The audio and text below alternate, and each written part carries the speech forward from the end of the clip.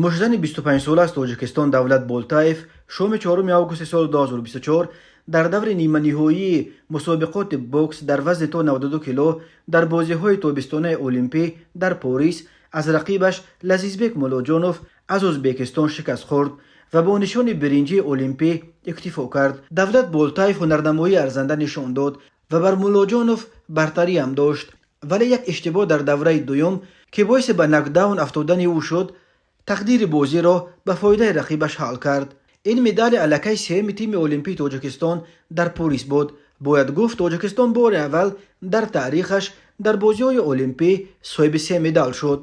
مدال دولت بولتایف نخستین مدال المپی تاجیکستان در رشته بوکس در 12 سال اخیر بعد مدال برنجی بود که موزون چوری و سال 2012 در المپیاد لندن به دست آورد.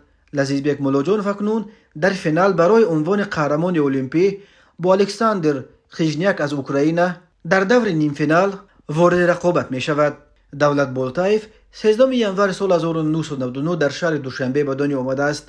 بعد مشق نوای مختلف ورزش‌های محاربه‌ای دولت بولتایف بالاخره روی مشت‌زنی قرار گرفت و آینده کریر ورزشش را به همین نوع ورزش پایبند کرد. دولت بولتایف بار اول در عرصه بین المللی از خود به گونه جدی سال 2022 در پی به دست آوردن عنوان قهرمان بوکس آسیا در بین جوانان سنشان تا 22 درک داد. او ماه سال 2023 در چمپیونات بوکس جهان تا دوره چهارک نهایی رسید و ماه اکتبر سال 2023 در بازی‌های آسیا در خیتای صاحب جای اول و عنوان قهرمان در وزن تا 92 کیلو گردید. از بین ورزشکاران تاجیک یکی از نخستی‌ها شده راهخط به المپیاد پاریس را به دست آورد.